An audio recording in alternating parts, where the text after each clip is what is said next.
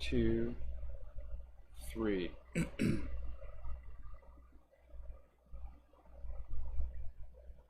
Welcome, everybody. Welcome. We have a special guest today. Let's see if anybody, we only have one viewer so far.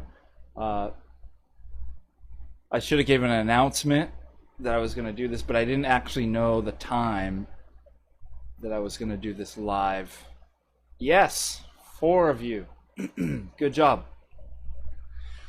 Well, today we are going to talk about relativism, the problems of relativism. And I'm joined by special guest, Lewis, who we are going to go over and offer you some refutations of relativism. Welcome, Lewis. Thank you for having me on. I am honored. Absolutely. So I thought this was a good topic. I'm going to shut the air conditioner off so you guys can hear me. Especially in this day and age when we're bombarded with relativism in various forms. But it comes in through the media.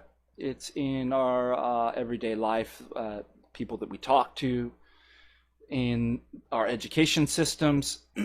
And so let's just go over real quick in case some of those aren't familiar with relativism, some of the kind of phrases that you hear. Let's say, well, it's all your opinion, man. What's another one? Well, it's just all perspective. There is no absolute truth, objective truth. It is, we're going to talk, yeah, good question. We're going to talk about 2 different types of relativism. One with regard to truth. So kind of an, is there an objective truth? And then also moral relativism. Lewis, can you remember any of the other phrases that you hear people say all the time? You have your truth and I have my truth. Yeah, I think that's the only other one you didn't mention that I've heard before. Yeah. Hey, don't be so intolerant and bigoted and judgmental with your truth, your objective Just truth. let people enjoy things. Stop Yeah. forcing your views on people. Stop forcing your religion on people. So it's often presented as you're being intolerant and bigoted. And you know what?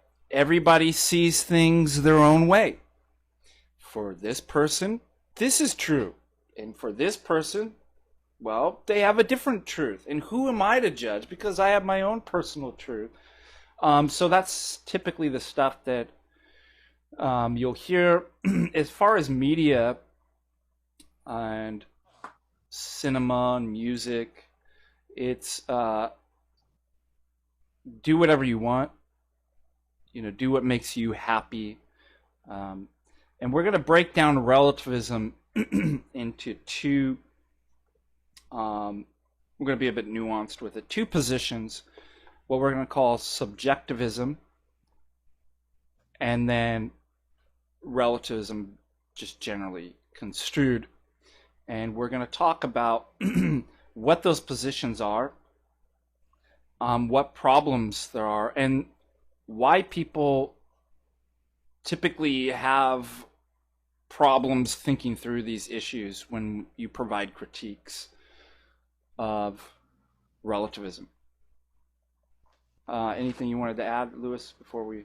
Yeah, as far as I understand, we're kind of mainly going to be talking about this in a moral from a moral perspective as well, Yeah. and also just some of the justifications people use. Because I mean, even though it's a subjective morality, they will still try to have internal justifications for um their morality they believe in. That's not going to appeal to some kind of real external objective fact, but they'll still try to have some standards, but we'll hopefully look at those because I've got some written down and we'll critique those. Now, let's just start with there are some things that are going to be relative or subjective. And maybe because of these quite self-evident examples, that this leads people into kind of thinking that, well, isn't everything just like that? I'm thinking about this. What's one of your favorite foods, Lewis? I really like lobster, and I Yeah. like lasagna as well. So, all of you in the chat, is this a subjective relative statement or an objective? Lobster is the best tasting food in the universe. Lewis says yes. What say the rest Yeah. of you? Well, we're going to typically say that, well, no, that's something that's relative to the subject. Because you know what? Another person might taste it and it's awful to them. Mhm. So we'll say, well, taste is definitely something that seems to be relative to the subjective experience of said person. And so why not everything like that? I could easily see how somebody might kind of go that route. Now, what you have to see is the distinction between subjective and objective. Subject referring to the subject, here in our case, Lewis, The and I. the Yeah. I, and objects as being apart from the subjects, sort of the kind of what we would say in philosophy, observer independent objects or phenomena. Then there are things like we're talking about, just grammatically when we're speaking, what's being modified. It's actually taste. And taste is what we would say is an observer dependent and by very definition subjective. So part of when we're going through this, what we're going to do that's going to be helpful is to make sure that we get things in the correct categories. Most, if not, often people's mistakes are category mistakes, where when we speak and when we make arguments, we may be framing things in the incorrect category. So I like to start with the clear-cut case. Yes, taste, by definition, you don't step in some taste when you walk out the door, right? You don't trip and fall over taste. Taste is something that the subject themselves experiences qualitatively. And therefore, I think that would be a clear example of something that is subjective. Lewis, do you think it's fair to say that, well, because of that, therefore everything? Can we make that jump? No. That would be a fallacy. Yeah. Fallacies will send you straight to hell, ladies and gentlemen. Do not engage in. They could. They actually could, yeah. Yeah, they actually could. We joke about this, but okay. So let's go through the three different options. So, do you remember when we would study for exams? And you have the multiple choice, and they had the acronym PO, process of elimination. Reductios work this way too. But if you lay out, assuming that you cover all the possible options, and then you say it can't be this and it can't be that, then it must be by process of elimination. D. We're going to do something like that. So as far as it comes to, so there's two ways that we could talk about this. Is truth something that a person defines Is it a society, or is it person and society independent? That's what we'd call objective. As far as I Yeah. know, um, those are the basic three options that we have: subjectivism, truth or morality are simply dependent upon the person. They define for them, this is right. This is what they believe to be true. The second position would be, well, that seems a bit extreme. So let's just say it's not the person, but it's the group, society, culture at the time, place, a religion, Yeah. etc. So it's a relative to. And finally, the third option, objective, that it would be independent of any society, culture, or Yeah. person. I Can you think a think? helpful, And I you think could have perhaps a helpful variations way. on that, but do you think those are the three? Yeah, those are the main ones nowadays. I like to call the first one like agent relativism. I don't Yeah, know if that's you would good. endorse that, but That's good. because, but and yeah, then the other one would be like cultural relativism. Good. Hmm.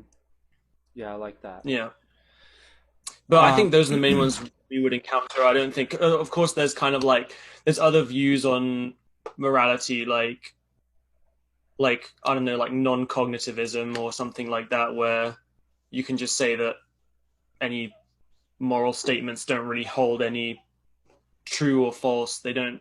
They just kind of blunt statements of something mhm. like that. But Yeah, and yeah. that's not really what most people believe. All of So us philosophers find that really boring, and so we don't even invest any time into trying to attempt to answer these people. Cognitive, emotional, morality.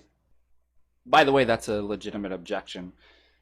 If something really is that stupid, I think you could just respond, I'm sorry, I just don't find that philosophically interesting enough for me to waste my 2 minutes refuting you. mhm.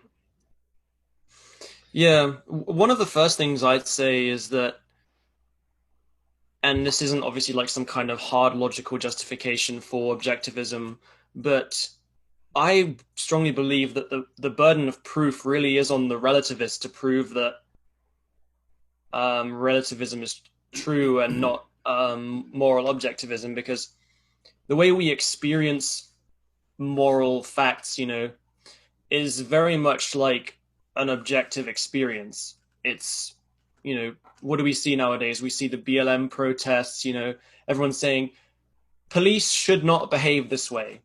They they really shouldn't behave this way, regardless of what you think. Um, and I think that this is kind of the law as well, is you really should do this or not and not do that. Seems to me pretty clear that the way we experience morality, we experience revulsion towards certain things, certain evils. So it seems to me that intuitively objective morality is correct, and the burden of proof would really have to be on the relativist to refute that. So yeah, it would be kind of like having a default experience, and like I don't know, like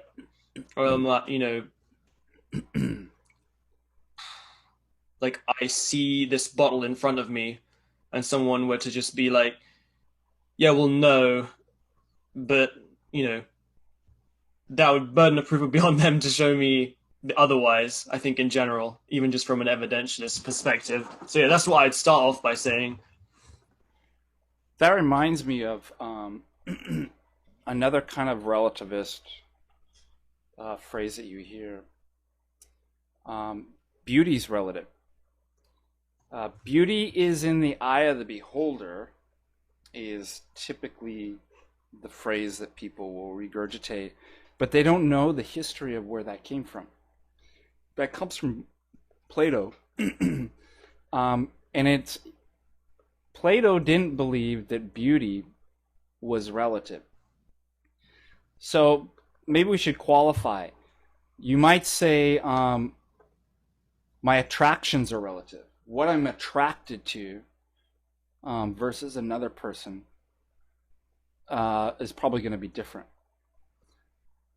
But beauty, Plato would never say is something subjective. In fact, Plato would say you're attracted to things probably based on the state of your soul and character. So, for example, if you're a corrupted person who's habituated themselves to vice, you're going to find profane things attractive and beautiful things repulsive, and vice versa. So I think it's helpful. I think what most people say is that, like, well, I find her attractive, I find this painting attractive, and the other person says I don't, and then they think that that's something similar to taste. But let's go over real quick Plato's argument. He believes, and this kind of ties back into what you were saying, Lewis.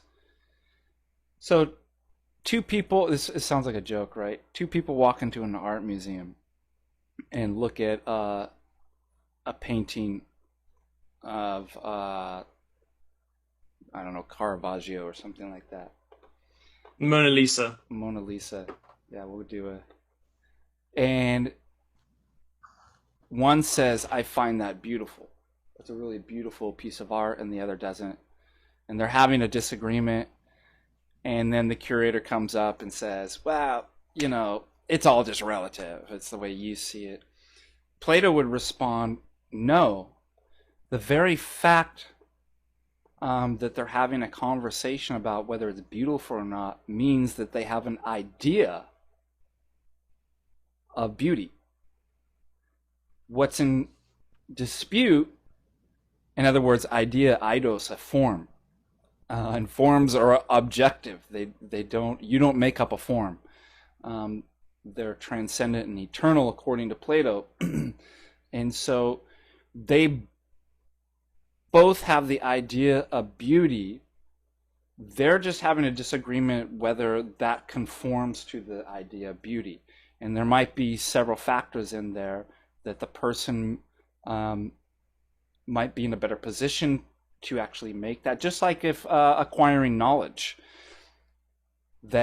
So somebody has a knowledge of number, and then they're having a debate about some mathematics proposition or something like that. Well, the disagreement might come to that one is in a better position to actually know because they have more knowledge about. Plato would say something is similar with beauty, and therefore beauty, the form, is actually in the eye of the beholder. It's not. So there is a participation with the form that allows one access. So it's kind of a cool argument for the fact that we could say that beauty is not subjective, but actually objective. And maybe you'd like to take that further, kind of what you were going to. If everything was subjective, how could we even have a conversation about? Certainly, must there be some common ground that we can have a conversation about things? Again, we might have disagreements, but that would imply that to disagree, we know what we're talking about when we're disagreeing, and there must be some objective standard. Your thoughts? Yeah. I think one way that we could approach this is to think about, so I guess when you're talking about conversations, we're kind of thinking about disagreements on things. And if morality really is just relative, and we were talking about taste earlier, when I say lobster is the best food in the world, what am I really saying? Well, what I'm really saying is that I really, really, really, really like lobster. That's what I'm saying at root. Because it is a you could thing. Retranslate it into that. Mm-hmm. Yeah. Now, if morality is a relative thing, and I say killing 100 infants is, wrong, on a relativistic point of view, all I'm really saying is I really, really, really, really don't like killing 100 infants. But then let's just say you have someone else who says, yeah, I really, really, really like killing 100 infants. And so, on an objective point of view, there would be some kind of real disagreement between these people because if morality is objective, then one is saying it is the case that it is a fact that it is wrong to kill 100 infants, and the other one is saying is disagreeing with that. But if all they're both saying is, I really like, X, and the other says I really don't like X, then there isn't really any kind of disagreement going on because there isn't some kind of truth or falsity, uh,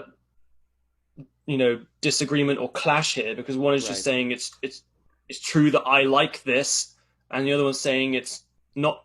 It's true that I don't like this. Yeah, it gets out of the So, veridical domain, doesn't it?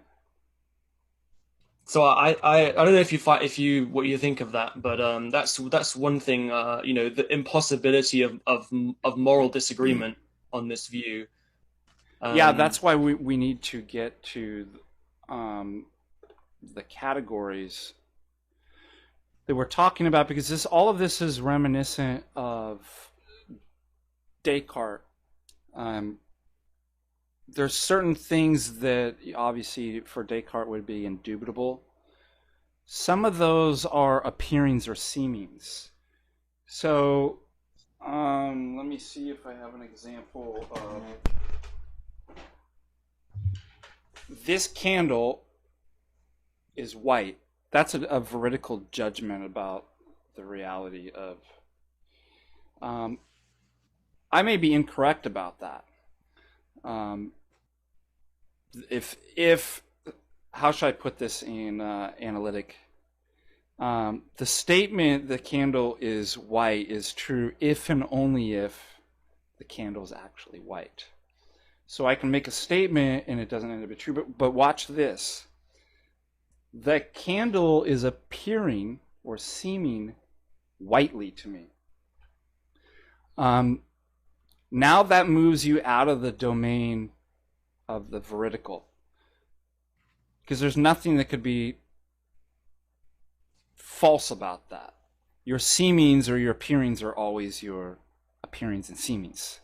And so, what's nice about what you pointed out, Lewis, is that this is really what the relativist is doing when they're reducing to I like. These are seemings or appearings. And so, they've just already made an assumption. There is no veridical category to. It's the death of truth in some sense, categorically speaking. And so it kind of protects them in a certain way. But that's a huge assumption. Like you said, the burden of proof is going to be on you. If you're saying all there are seemings and likes, then you're going to need to prove that there is actually no such thing as truth or veridical categories.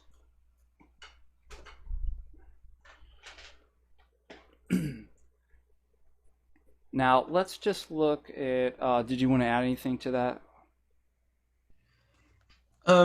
what I think is interesting, which maybe we could go into more depth later, that what you used the candle example to point out was that if all you're saying about the candle is that it seems to you, it appears it's whitely, it's kind of almost in a realm of denying the existence of kind of like essences, like that things have real being, like whiteness really is a real thing.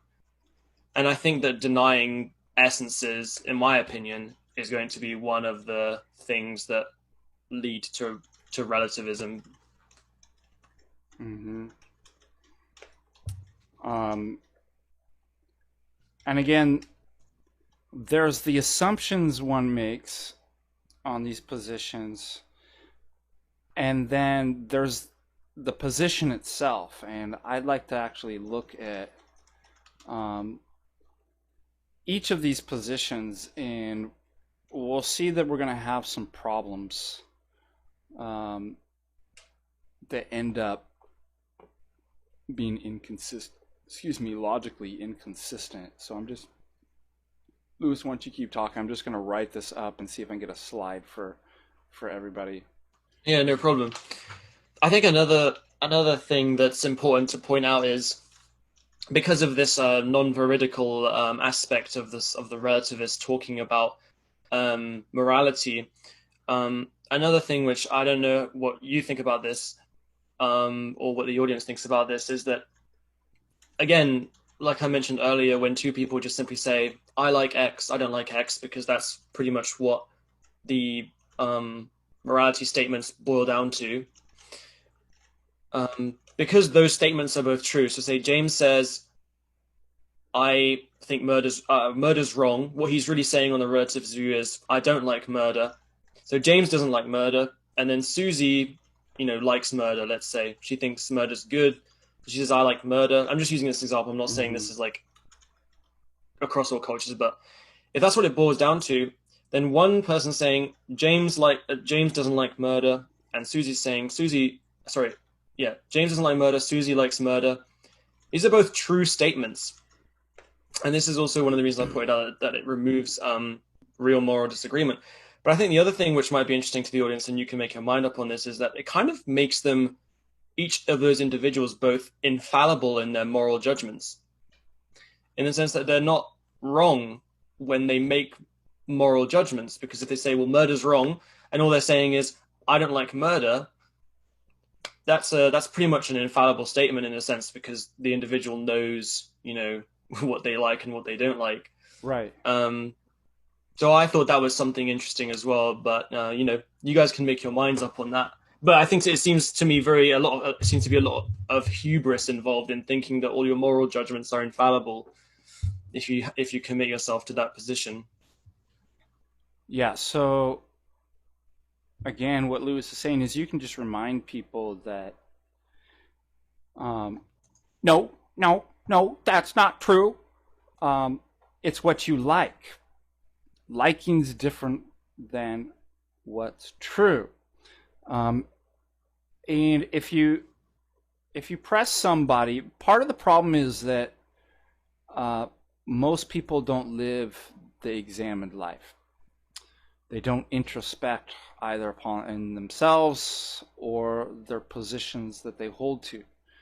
And you'll find that if you start to force them to, they'll get quite confused because it's a very new enterprise for them. But let me just see if I can share this screen real quick. I'm going to put something up here for... So I've got this right here. Subjective. Here's the three positions. Subjectivism or agent relativism. Well, if you ask somebody what that means, I'm a subjectivist. I believe everything is relative to the person. So John believes that abortion is wrong, and Janie believes that it's right. And so each believe that it's right. Well, which one is it? And you'll force somebody into, well, they just immediately say there are no objective truths. There's no objective. Each person just sees it a different way. Now, there's two ways to go with that. As Lewis had pointed out, you could just say, well, that's not telling me whether it's true or not. It's just telling me that you like it or that you're supporting it. My question's a different question. But if we had to lay this out in a position, subjectivism is going to say there are no objective truths, morally or otherwise. Everything is relative to the subject or agent. Now, somebody might think, well, hey, that's going too far. Each person can't just define what's true. But it seems to me that we learn our truths and what we believe in through our parents and our culture and place and time and our religion. So you might have something called cultural relativism, but it also says there are no objective truths. Everything's relative to a group of people, society, culture, religion, etc., at a particular time and place, or place and time. And the third option which is going to be mutually exclusive, as we already see here, expressed in the first two positions. There are no objective truths for both 1 and 2. Objectivism says truth by nature is objective, that is, observer independent. Truth exists objectively. Now, as we go through that slide, or what I just popped up there, is there anything just grammatically or logically funny about what we just read? So number one, agent subjectivism, or relativism, i.e. subjectivism. There are no absolute truths. Also, cultural relativism says there are no objective truths. What say we? What sounds strange about that? Well, on the face of it, it seems kind of self-refuting. Yeah, am I supposed to believe that? When the person's speaking this, am I supposed to take that as being true? Does it apply to me? Usually when people speak, they're trying to have stuff apply to you, right? Especially when they say it's true, there are no objective truths. They mean that to apply to me as well. So, obviously, it's not subjectivism, correct? It's self-refuting. Is that objectively true, you could ask? Yes, they're intending for... Otherwise, why would they even bring that? It would be, as Lewis' point, better to translate, hey, I simply like this. I like seeing... But if you spell out the position, there are no objective truths, is an objective truth claim, which is self-defeating. Also with number 2, correct? There are no objective truths. Because it just boils down to the same... Yeah. I think one of the worries, if you pick up like an ethics book, they'll talk about moral pluralism, particularly within different cultures. Oh, here's the one you always hear, right? Let's say you're criticizing some type of either particular position or culture. How many of you have heard this one? Who are you to judge that that's wrong? Then all you have to do is put, well, actually, I've got my official certification, judge certificate. So actually, I am in a position to. We'll have to start printing actually, up against the wall, official judge, epistemic and moral judge. You're under arrest. You made an error. You're presented as kind of like a bigot if you judge. For that society. And I imagine we could have let's have an easy case scenario. So you're in the Amazon and the natives are running around naked. That might be something that's culturally relative, right?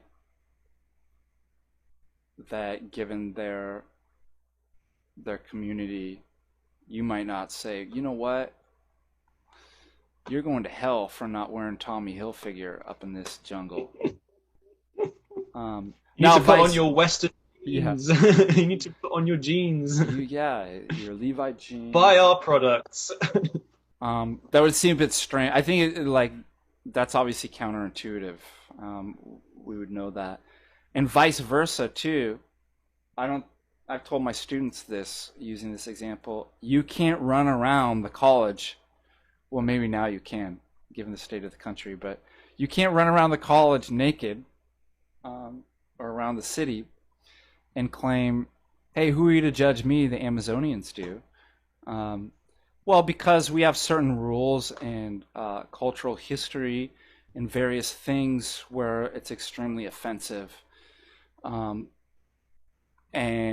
there's no need for that. Nobody's got time to see nakedness out in the streets, and you'll go to jail. So those are probably things that are actually culturally relative. But then they'll use that as kind of a principle to then apply to all things. I think most of us would say, yeah, I think it was objectively wrong that the Incas and Aztecs were doing human sacrifice and cannibalism and stuff like that. Now, you might get some extreme people that'll say, hey, you bigot, who are you to judge that culture? And that's why I remind you to sign up on my webpage and get your official I am the judge, the moral and epistemic judge, so you can just pull that card out. No, but seriously, you're going Well, that would to be consistent if they were to just be like, well, that's just that culture's preference, killing disabled people, killing babies they don't like the Spartans and stuff did, like, Greeks just like, yeah. but, killing the weak infants and whatnot, well, that's what they prefer doing. Let's not bother them. That would be kind of consistent in a sense. All you would really be able to say is, gee, I really sure do hope they stop doing that. Right, I just dislike it, but who am I to say that they're wrong? Until they're being sacrificed up on the altar, then they're like, right. like I really think I wanted to bring my up philosophy's not working. Yeah. I don't know. So I don't know what you think of this, but so one of the thing you did was there's no objective truth. Now, some people might want to kind of try and preserve morality from that and be like, oh, well, morality is objective, or some of these things are objective. But I think you'd have to have some kind of way of making that judgment without special pleading. And at the end of the day, I think you're going to have to use some kind of real objective thing to ground that distinction. Yeah, say some more about. So you just repeat for the audience. So you might want to preserve objective morality. Could you say it again? Just reiterate. Yeah, so some people might want to be like, well, we can, there might be some more force to moral claims, even though they're relative, and try to preserve some kind of thing.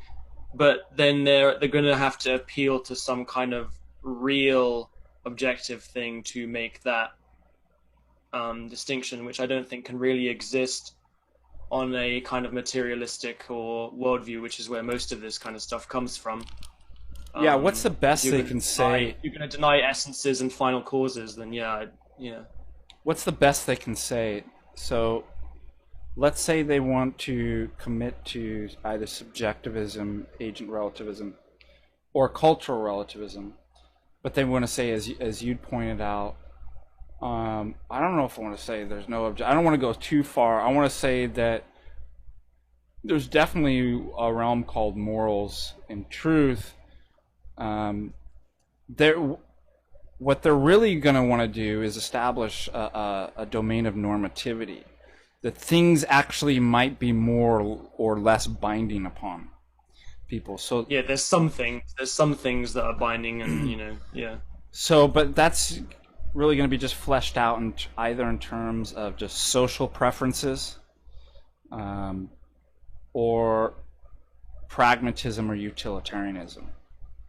Yeah, I wanted to move on to that a bit later, like the different kind of, like I said, the modern world, different kind of ways of coping, literally coping with this problem of the mechanistic materialistic view that most people have bought into.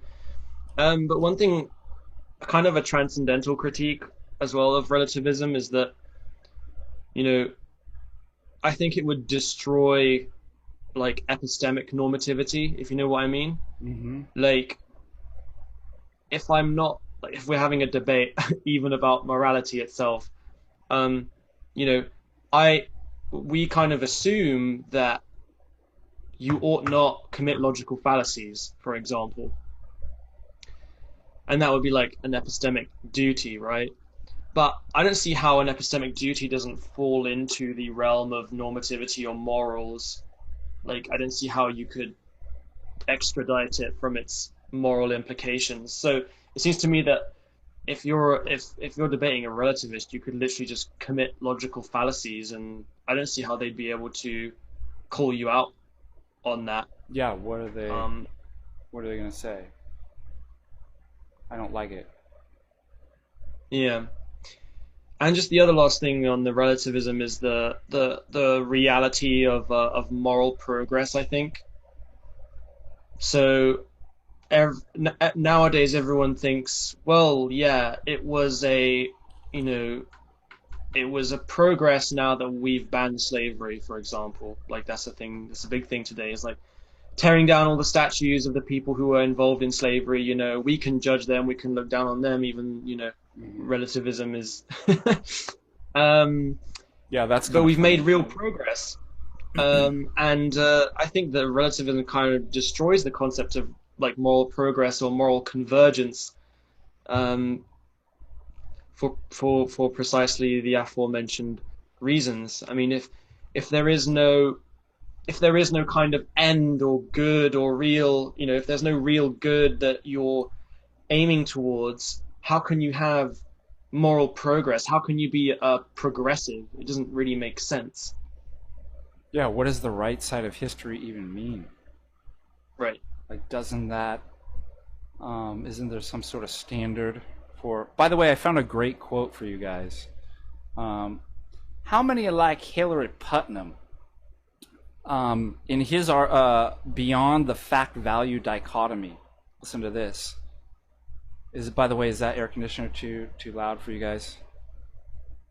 It's I just can't hear it. okay. It's just getting hot in here, and um, Yeah, it's hot here as well, but I suffer. yeah, Suffer for the stream. yeah, that's right. We suffer for you guys. Don't forget to like and support, subscribe, and Like the bell. tell your mom, your pop, and your friends. Subscribe to Norwegian News. Here's Hillary Putnam from Beyond the Fact Value Dichotomy. Let's just see here. I forgot the. Let me get my.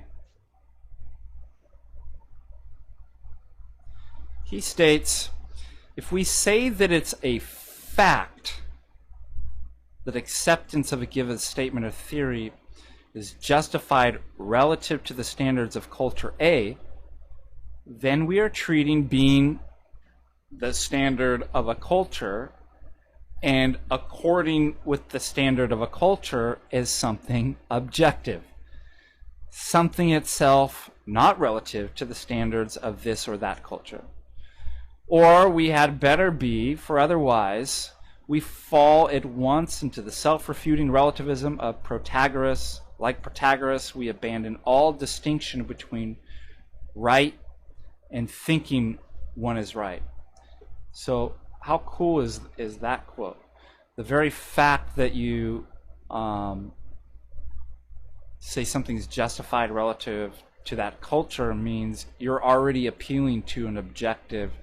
So in what Hillary Putnam's trying to say is that there's no way of getting outside of the objective box and objective statements.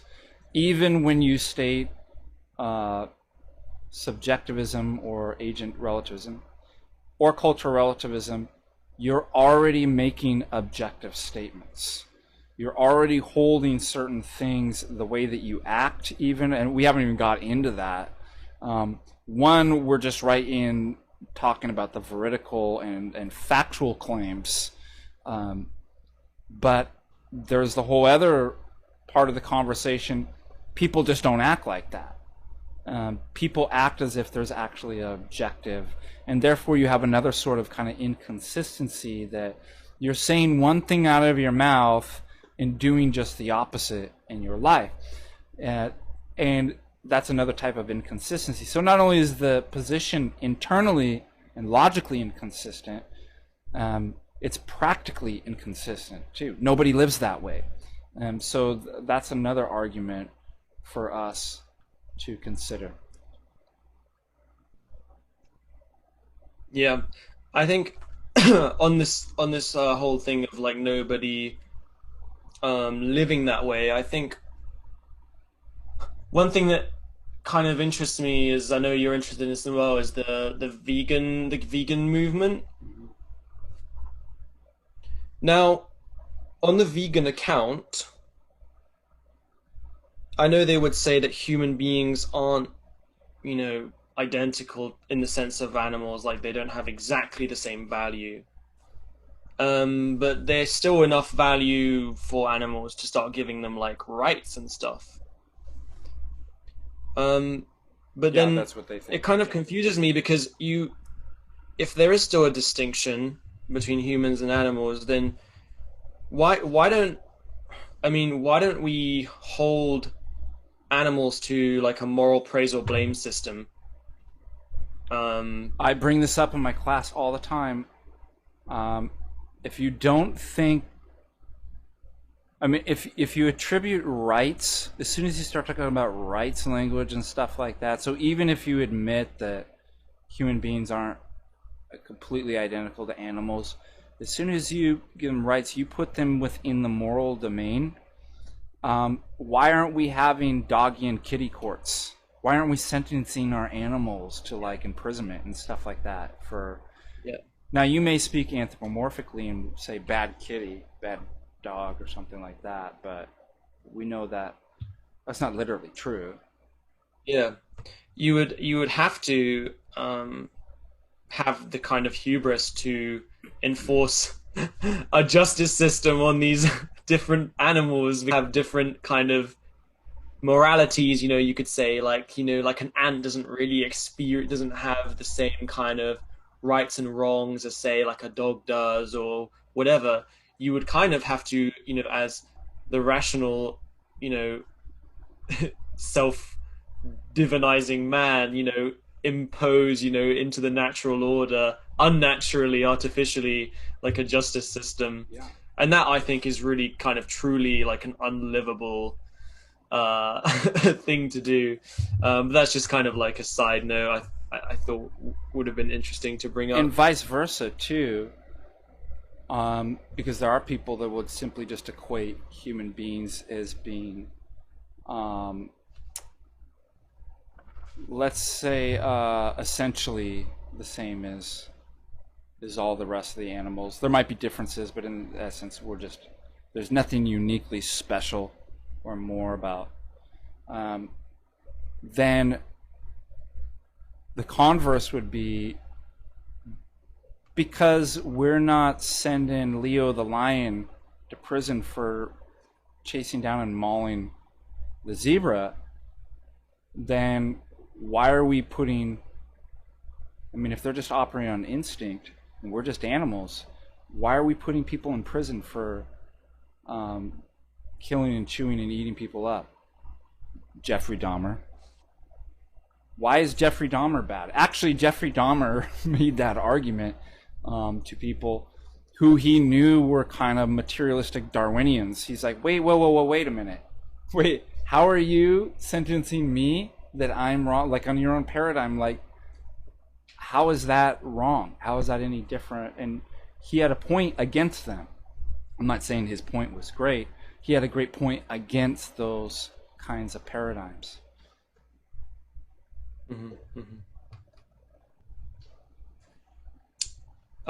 One thing that is very common nowadays is kind of justifying things through consent. Like, as long as everyone is consenting and nobody's getting hurt, it's fine. It's fine. What would be your critiques of that? Depends what you mean by hurt, right? Yeah, that's one thing. Because so they might be like, well, the obvious one is physically, but we know that there's types of hurts that are much worse than physical hurt. there's societal hurt, there's psychological hurt, all kinds of spiritual hurt. So they just throw these nice sounding terms out, but you could just press them that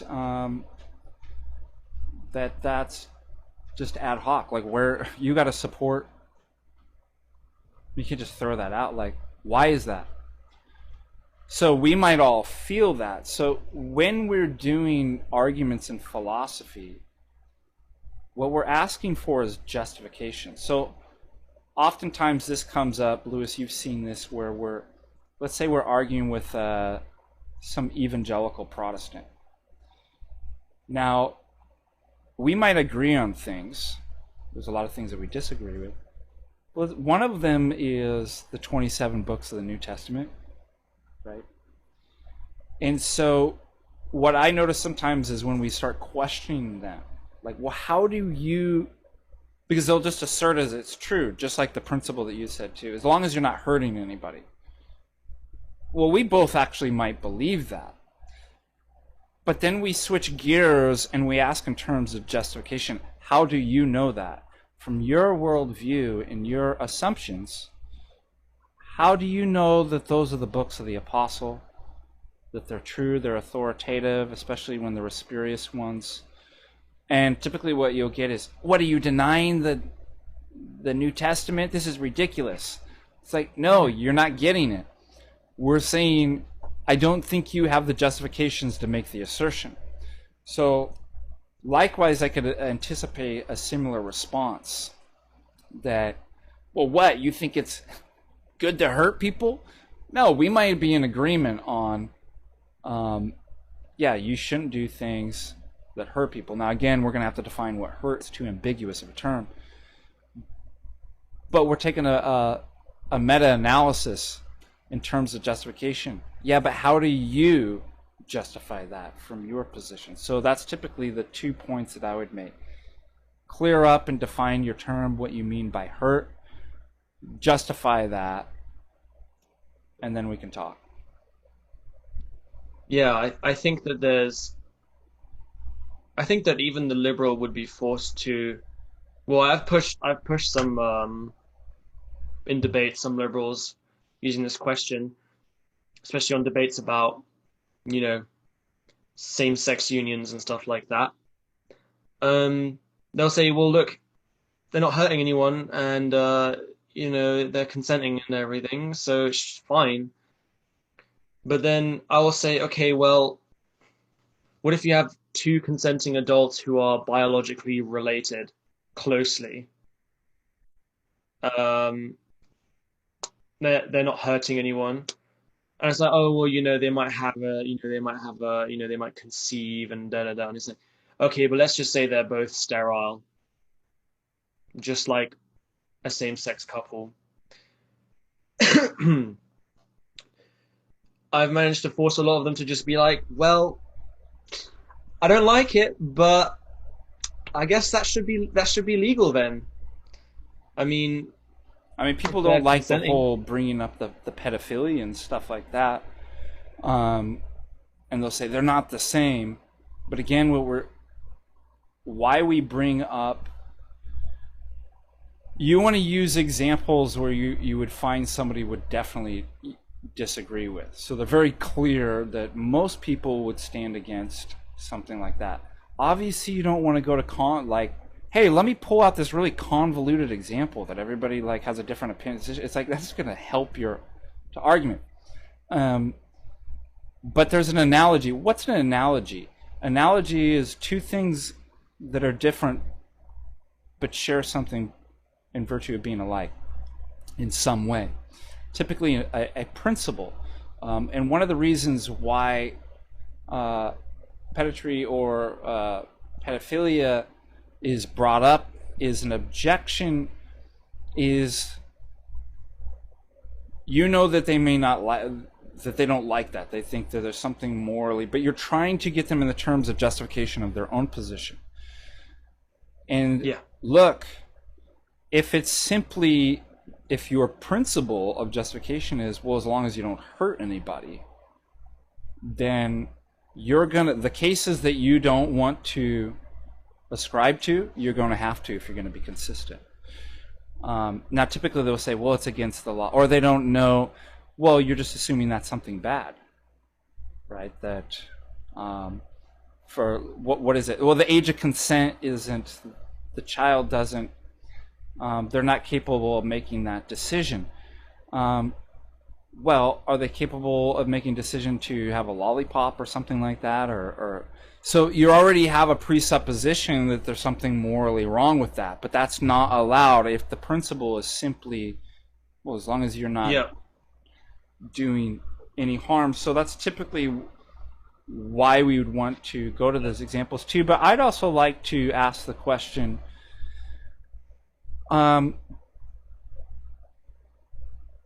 by the, let's say the typical conception, as long as you're not hurting anybody, you should be allowed to. I'd probably push back and go, well, do you know how many laws there are? And they're not simply about like, well, if I do this, it's going to hurt somebody. In terms of why do we have those laws? I'd ask that. Yeah, I mean, I just wanted to point out with your thing, you made a good point, is that it's like it's almost as if there's something that has more gravitas to it about making a choice about a sexual relation rather than a lollipop. Yeah. And they don't know why. They can't, from their worldview, explain. There's no explanation, because if everything is just matter clashing into other matter, and it's just one combination of molecules doing a thing with another combination of molecules, whether it's the lollipop or the adult. What about the response that it is hurting me? It's offensive. It's offensive to see that, because remember what the arguments first were. Kept in the privacy of our homes, you don't have to see it. And a lot of people, at least legally speaking, were like, well, okay. But that's not the case. Then, I mean, the question is, can you even actually, behavior that you commit in your home, it doesn't even just have to be sexual behavior. Can you actually literally just keep that in the house, locked up in a box? Like it never, in any sense, comes out of the house and influences people around you or society? I'd call that into question. A great example Ed Fazer brings up is like a pedophile who is, he's got all these images of like children, and he's just self-gratifying himself obsessively like every day. I mean, there's no real grounds. He's not harming anyone. So, yeah. And again, it's going to be an unfounded assumption that it's morally neutral. Because the fact, something's either morally neutral or it's not. And if it's not, then it changes who you are when you engage in those sorts of things, and who you are exits your house and deals with people, work, society, children, church, all the different things that you're engaged in. So if something is immoral, of course it's going to hurt. You can't keep that in the privacy of your own home. Of course it's going to hurt people around you. So I would just push back on, you're begging the question. You're assuming it's morally neutral, and you haven't established that. Yeah.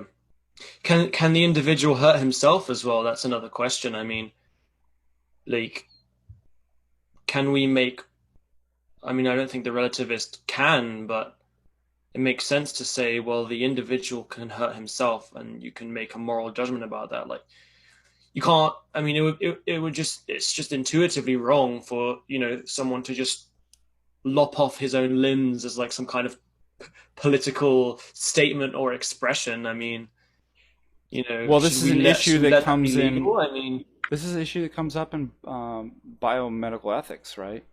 you have these people who want to become amputees for no medical reason. Yeah. And because the state of biomedical ethics, oftentimes, basically what they have to determine is whether this is hilarious, whether the person's of sound mind. Yeah, I thought so. Yeah. So if they determine that they don't have any of the typical prescribed mental illnesses, they'll say, well, we've got to respect what. So maybe that's when the medical community started taking out the do no harm slogan. Do no Yeah. harm. Uh, Another thing that, unless you had another point that I wanted to talk about, is Yeah, I had one last yeah, thing. go ahead. The concept of hurt, pain. Pain can sometimes be a good thing. And this is something that we realize in Orthodoxy. First of all, our Lord, he went through the most painful, humiliating experience and death that any man could at that period of time. But he did it all so that a greater good and end could be brought from that. Now, Absolutely. again, if we're going to throw out teleology and ends and goods and stuff like that, like relativism does, then you can't have that. Even in simple things, like I like to bring up dentistry, for example. Like, it's a painful experience to go to the dentist sometimes to get, you know, but it's good. But then, some people might argue, oh yeah, but as soon as they start to say, yeah, but there's a good end to that, and you've just fallen straight back into final causes and telos and things you rejected from the outset.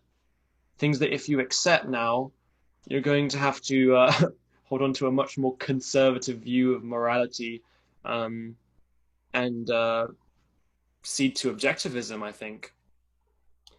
Have you heard the joke? They used to tell me this in grad school. Um, it's a bit distasteful, so I mean, not it's not bad, too bad, but I don't want to offend anybody. So, for the modern man and the modern biologist, uh, they say that teleology's like a housewife. Um, yeah, you're afraid to be seen in public with her, but you can't live without her. Exactly. Yeah. Yeah. That would tie into something later that I want to bring up, but you wanted to bring up something, so go ahead. um, yeah, let's talk a little bit about. So typically, we give you some kind of easy like refutations. Most people aren't going to know how to deal with that. That agent relativism says there are no objective truths, and cultural relativism says there are no objective truths, and you respond back. Um, is that objectively true? Does that just apply to you, or does it apply to me? Oh, it's objective, so it's self-refuting. Um, Often, what you'll get is kind of pushback. Yeah, but this is just what people believe. Um, you know, that person believes they're right. This is what typically, let's say when we're talking about different cultures doing bad things, let's say, or an unjust war or something like that. And they'll say that, well, that's just how it is. That's just what, to them, they thought what they were doing is right. Now, that's just kind of a Captain Obvious statement, isn't it? I mean, do you know anybody that believes something and and what they believe to be false? How weird would that be? I wouldn't even make any sense. I believe X, and furthermore, Your Honor, I believe that my belief in X is actually false. So there's always, I mean, that goes without saying. A person, when they act or subscribe to a certain moral position or a particular judgment, a state of fact or something like that, of course they believe that it's true. And here's going to be where I'm going to teach you to separate the categories. We're not asking the question of whether the person believes it to be true. This is the same conversation that Socrates had with, because back in Socrates' time, what we would call modern day relativists were the sophists. And it was basically similar arguments were brought up. And the idea is that the philosopher Socrates, and all philosophers, are concerned with knowledge. And as you get spelled out in the Theaetetus, that, well, in order to have knowledge, you obviously have to believe something. And it has to be true, but you have to have the right sort of justification for why you ascribe to that belief. So Socrates responds, and you could respond likewise, I'm not concerned with doxa, opinion or belief. I want episteme. That's the business that I'm in. You know, if you want to listen to doxa, go become a therapist. Listen to people's opinions and but as a philosopher, we're concerned with objective truth and the justifications for that. So it goes without saying, of course, people believe and have doxa. I don't care about that. Irrelevant. We want to know, is it true, and does a person have proper justification for holding that true belief or not? So here's one way to, when you get into the moral claims, okay, person X believes abortion is wrong. Person Y believes that it's permissible. Okay, who's right? Now you get the whole thing. Well, who are you to judge? Or X thinks it's, well, obviously we're not getting anywhere with that. Of course X believes this and Y believes that. Our question is, what ought they to believe? So now we're getting into, and most people don't pick up on this. When they refer, well, that's just the way the world works. Or that's just what people believe. They're just describing the state of affairs, the way things are, or this is such. But our questions, when both epistemically, factual questions and moral questions, are not merely descriptions. How ought it to be? I know person X believes this and person Y believes that. That's describing the state of affairs. Okay, I'm not in the business of description. I'm in the normative business. I'm concerned about the oughts. Ought they to believe? Yeah. Now, a person could just deny that any domain like that exists, but then that's, again, self-refuting. And what this shows, too, is, as we get in G more, too, is the two domains are really distinct, and there's something called the naturalistic fallacy. We can't derive oughts from ises, from the where the world is. Why? Because there's two different domains. The world is messed up. It ought not to be that way. I don't know if you want to add anything, and we can come back to. Yeah, I think, I don't know if you may disagree with me on this, but I think if you really do deny the existence of like I said, essences and teleology, then there is absolutely no way to derive an ought from an is, because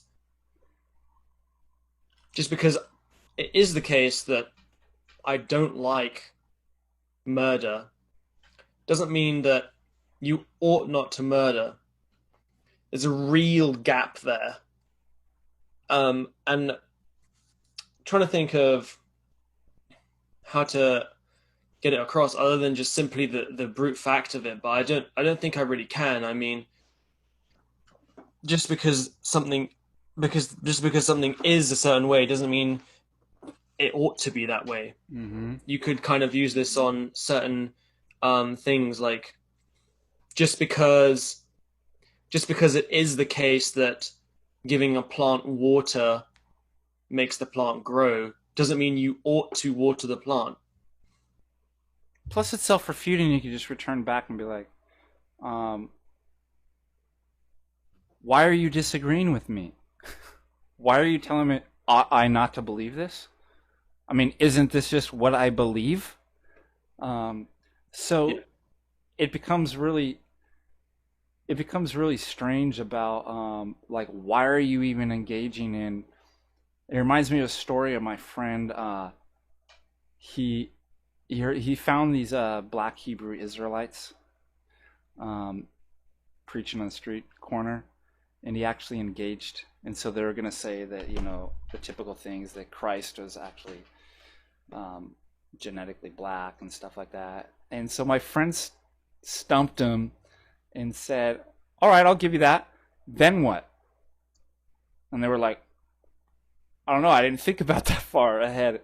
And then he says, so then it gets something basically that they're saying that only 144,000 genetically black people will be saved. That's what it means. So my friend, who was obviously white, had What said, about Cornelius? What about Cornelius the centurion? "Oh What happened yeah, to that's right, him? yeah." Um, my friend responded back like, "Why are you even talking to me then?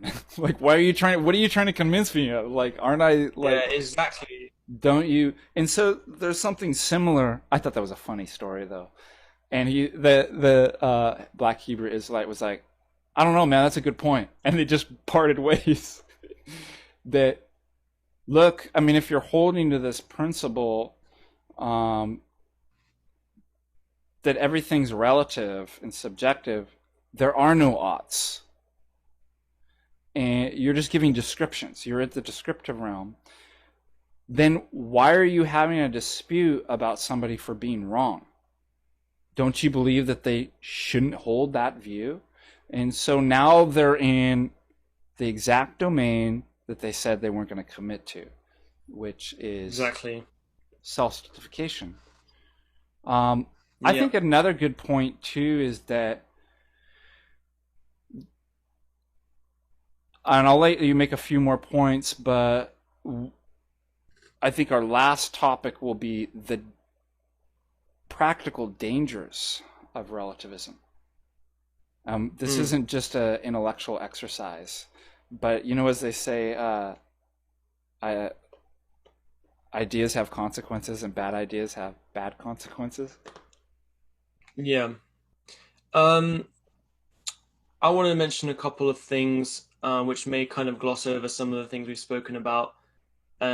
So one of the things, um, because cultural relativism is a thing, people will often appeal to um, law. I mean, this is a really low IQ thing to do, but people will sometimes say, "Well, it's wrong because the law says it's wrong."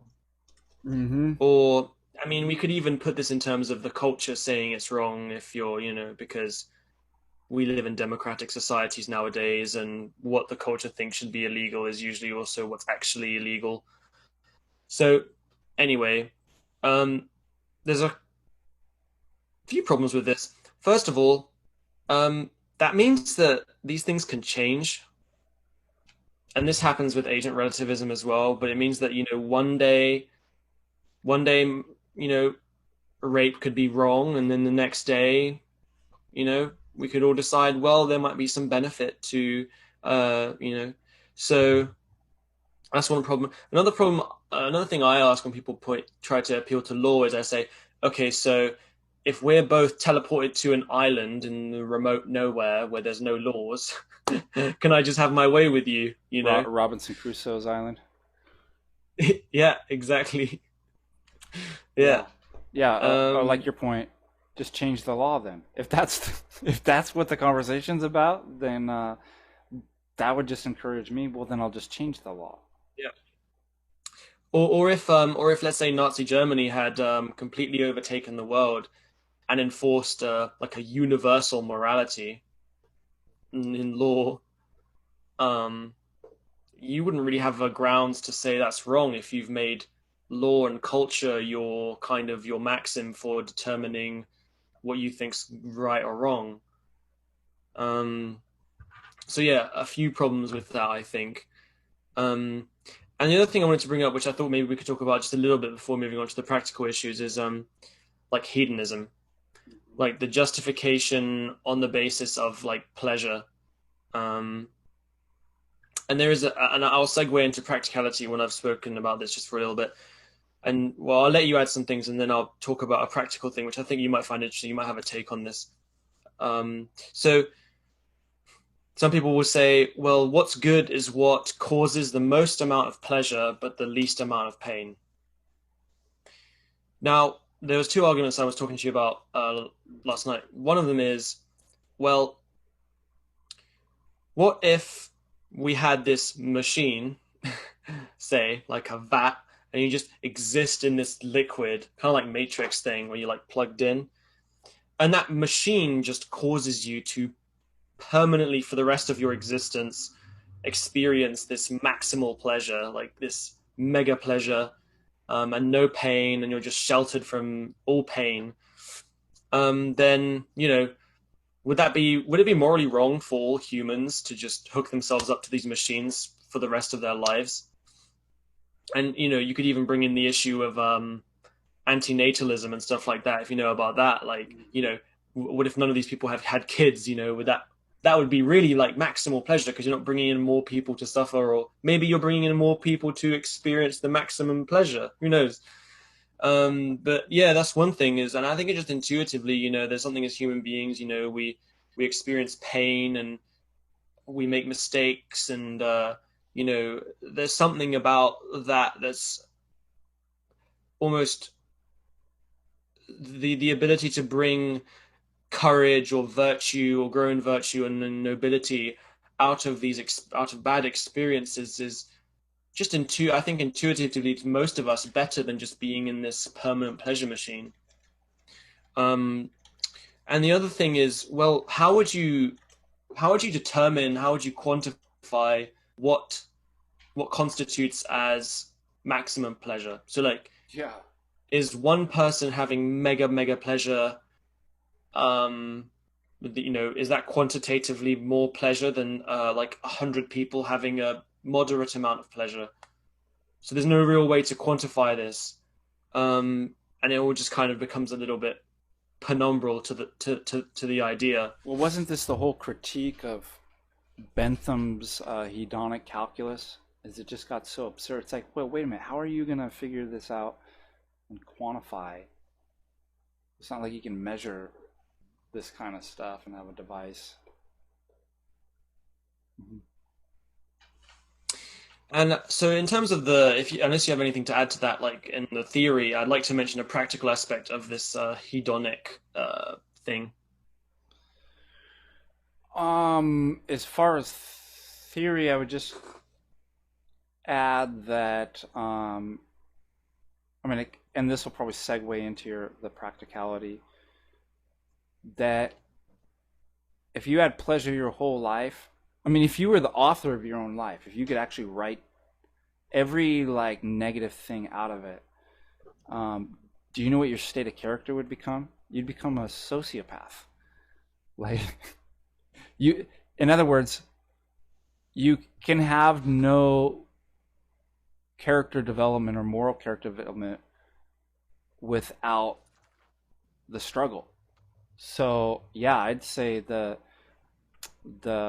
hook yourself up to the pleasure drug, that would be a terrible thing. Even if the people were saying, see, there is no negative consequences, it's like, yeah, but you never develop. In fact, you could develop into the worst kind of person, a sociopath and megalomaniac. Oh yeah, sorry, I've got other notes. I just want to say one last thing. So one argument this is so common, is people try to refute objective morality by saying that different cultures have different moralities. But that doesn't really matter to us. People can have disagreements on facts.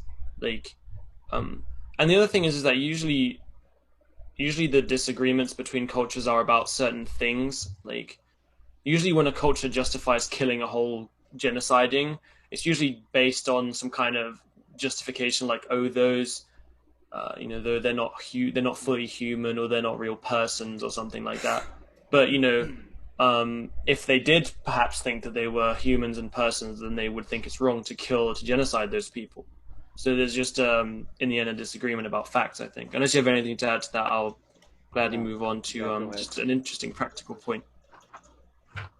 Yeah, I just say, who cares? You're just in this chicken run. Yeah. It's like, I hear people say stupid stuff every day. Why I'd expect cultures to do stupid stuff as well. Then it's kind of like, again, it's kind of, well, who are you to judge? So you have the position. It's like, and then you can talk again. It's not because I'm the person that I am that makes it right. So you need to remind somebody that we're not talking about that. We're talking about justifications, and then you can steer that into that category. So here's an interesting point, and I must admit I've not thought through this at an incredible length. But you might find this interesting, and some of the audience members might find this interesting. So imagine that we take the view that pleasure is the thing that we should maximize, right? And we take kind of like an intensity view of the intensity of the pleasure and stuff. Perhaps this kind of ethical system might lead us in practice to actually become more conservative. And let me explain why. I'm sure we're all familiar with the concept of being jaded with something. When something becomes abundant, the pleasure you derive from it is less. But in traditional conservative societies, it's been a virtue to kind of withhold from pleasurable activities at certain points, certain times, for certain reasons, perhaps for extended period of time. Sexual relations is a great example of this. I mean, we're supposed to save ourselves for marriage, right? Which means that, it might sound a bit crass, but technically the person who waits until, a marriage to have, sexual fulfillment will experience more pleasure than someone who's completely jaded himself to sexual relations, or alcohol, like enjoying certain beverages or sweet things. And so in that sense, I think that perhaps this view might make us more conservative, because to maximize pleasure, you will have to take away and abstain. I don't know what you think of that, though. Well, I mean, this is kind of always the inversion of the world that you get presented in the gospel. The first shall be last, and the last shall be first. And that rather than going, becoming self-focused, you become kenotic and you empty yourself out. But it has, the return is the exact thing that you were saying, that ends up, in the truest sense, providing the most pleasure. Or ends up being, so it's kind of counterintuitive. When I stop thinking about myself and I go outside of myself in all things, it actually ends up being the best thing for me. So it's kind of like a modus operandi. It's that all of us want pleasure, and we want good things. It's how we go about doing it. And typically the world's ways and our ways lead to destruction. But God's ways ends up maximizing pleasure for happiness, is truly in the eudaimonic sense, maximizes that for all. The greatest good for the greatest. Do you want to explain a bit what eudaimonia is for people? Yeah, who may not know? I mean, you hear these days that you should do whatever makes you feel happy. So happiness is always couched in kind of feelings. So like hedon, or like strictly pleasure. But for the Greeks, eudaimonia was well-being or human flourishing. So that already implies that you have an intrinsic essence and form. That there's a teleology, and because you have free will, that you can decide to. That's why you're a moral being. Whether you want to fulfill that, and when you do, then your being is being well, and you have true happiness. That's This is a crucial point of morality, is that moral oughts are related to intelligent, rational agents who can discern what's good and what's bad. correct. Okay, let's see here. Let's talk some more about the practical aspect. So, if you remember in the Republic, there's a conversation about justice. What is justice? And you have a man, Themistocles, who says that it's the stronger. That's what justice is. And what we have here is in other dialogues too is a similar conversation, that what is morally right, or what is equity or justice. And Themistocles says whatever the stronger says it is. Might makes right is the, and this is the practical aspect and kind of warning that I want to leave all of you with, that, like I said, ideas have consequences and bad ideas have bad consequences, is that as soon as we abandon the notion of objective truth is kind of a court of appeals, that is, nature, even natural forms and teleology as being observer independent. An oak tree has a nature regardless of whatever I think. It's objective, and it'll fulfill that. Absolutely. All things being equal, ceteris paribus. But when we, and so, I mean, originally this is the intention of science, right? You have these disputes. You're supposed to get the theory to fit the data. So the data of an, objective world is supposed to be the court of appeals on confirming the theory or not. What truth in general is like that. And that's moral truths as well. So when a group of people or society abandons that and adopts cultural relativism or agent relativism, there's only one thing that's going to happen. Now there isn't any court of appeals. And power, and as Themistocles says, the stronger will always step in.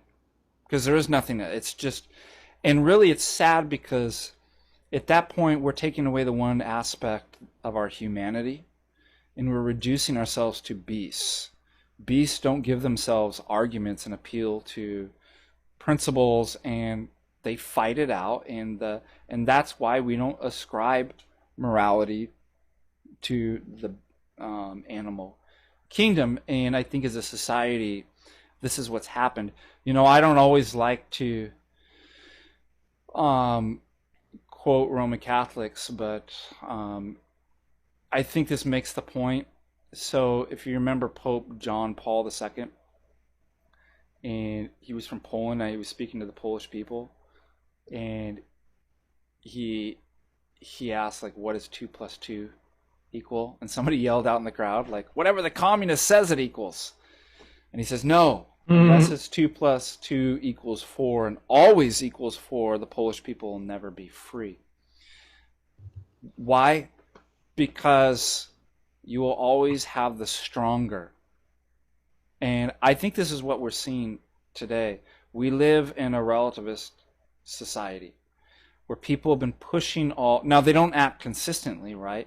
They'll push their agenda and their ideologies on you in an objective way, but when you ask them, like, oh no, everybody should just do whatever they want. Everybody should just tolerate each other, except for these people. We don't tolerate, and these ideas here, right? This is what you see. But the spirit of the time and the spirit, the geist that they've adopted is one of relativism, and really demonic. Do what thou wilt. Do whatever you want. That makes you feel. And I think part of what we're seeing today in the collapse of society is exactly that. And what do we see? There is no more dialogue. You have one narrative. You're not even allowed to bring up the other side. Otherwise, you're deplatformed. You lose your job, especially me in academia. There's certain things with the stuff going on that I can't even bring up. And it's as if, and there's a lot of people that don't hold the official narrative what's being pushed right now. But you can't even bring that up. So what do you have? You have powers taking control of all the media. What's so funny is you notice like all the corporations, like I turn on like Netflix and everything. It's like, it's all the same. We support this, and it's like everybody just magically just supports the same idea. Every restaurant that I go to, I turn on the radio, it's the same thing. This is power. There's no dialogue. I mean, they talk about that, right? There's even orthodoxy in dialogue. They don't dialogue well at all, right? They don't allow. And it's because I think the culture for a while now has adopted this kind of relativism. And once you abandon truth and 2 + 2 = 4, then we're no longer free. We can't actually talk about. Everybody's offended by, this is ridiculous. I don't know what we do other than, you and I increase our spiritual and our prayers and encourage one another. But I think those are definitely, as chaotic and as gnarly as it is right now, that's one of the major reasons. Your thoughts, Lewis? Yeah, I completely agree with that. I think some other things which have come in because of this kind of view is the kind of the undermining of a concept of justice. Because justice is, at least as I think it's traditionally been viewed, is that, well, you've done this wrong act, and so there needs to be something that, there is a reaction to this wrong act. Like Lady Justice holding the scales, right? Exactly. There's real scales. But on this account, with relativism, it's just thing happens. Thing happens in response to a thing happening. Mm-hmm. Like I said, just bags of molecules, and this is a real issue, because now what we've got is, I think part of that that's crept in now is, now we've got like no fault divorce. Yes. And adultery is no longer something that's considered something that needs to have some kind of justice exacted for it. Because as long as no one knows,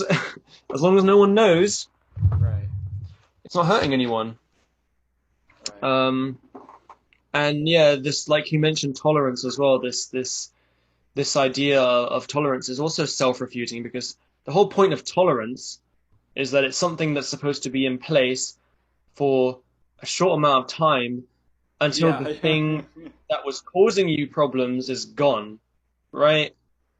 Like, I take a medicine that combats a disease, and I tolerate the side effects because I need to take the medicine for a prescribed period of time.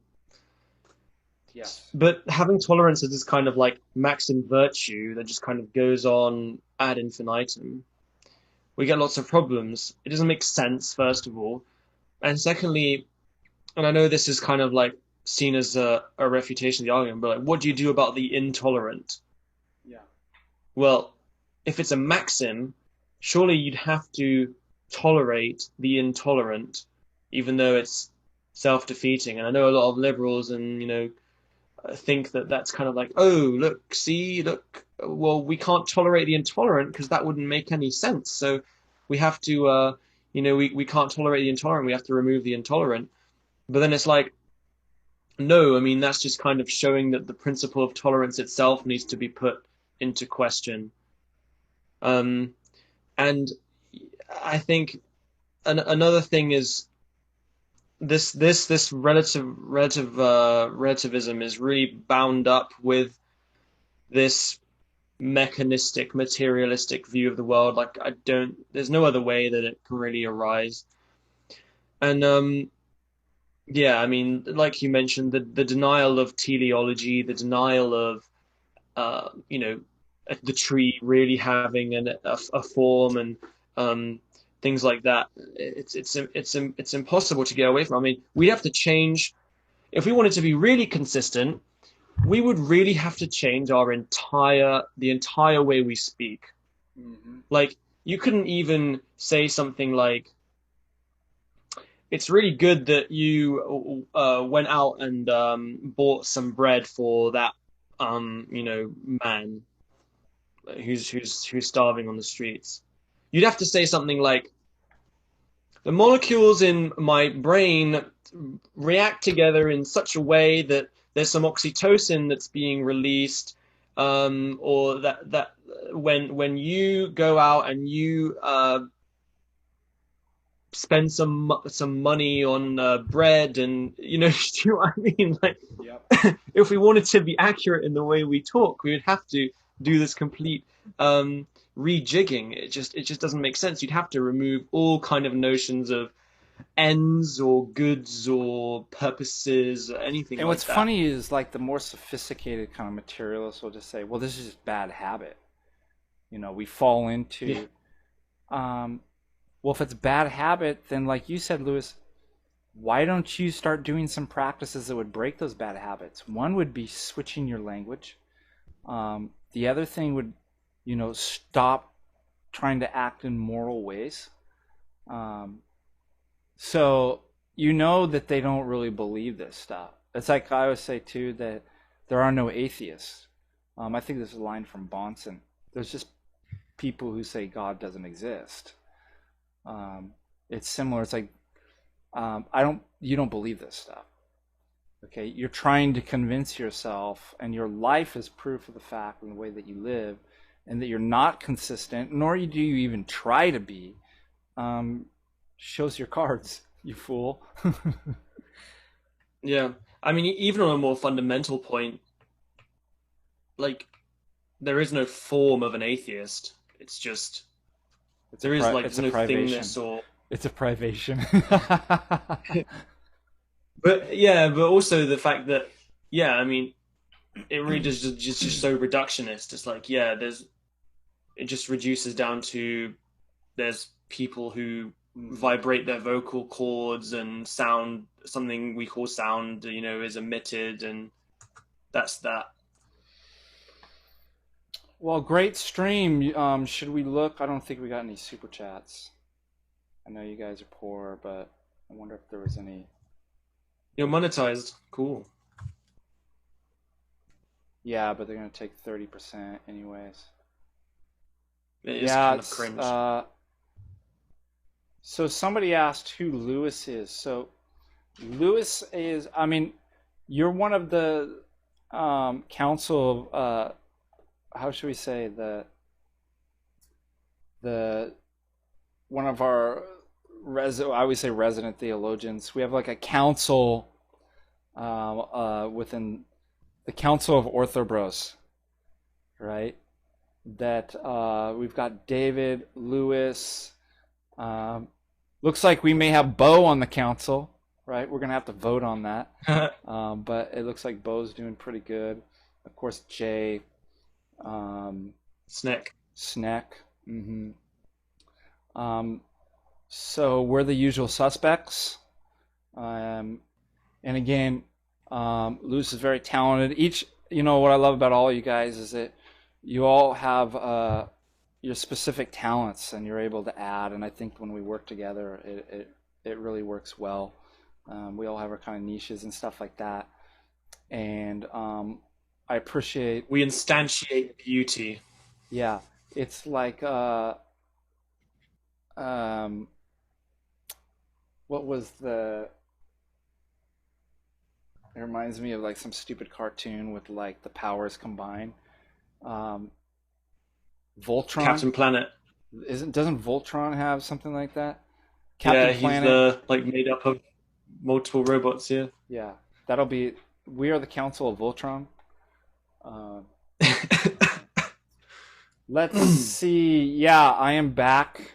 I apologize for the long period of time, but they quarantined me. I live in California. They're like, no more streaming and no. Uh, I had several issues. Um, my tablet wasn't working. I didn't have internet to do live streams. I didn't have very great internet. And so what I did, and audio was bad too. So I got this new mic. I got a new preamp.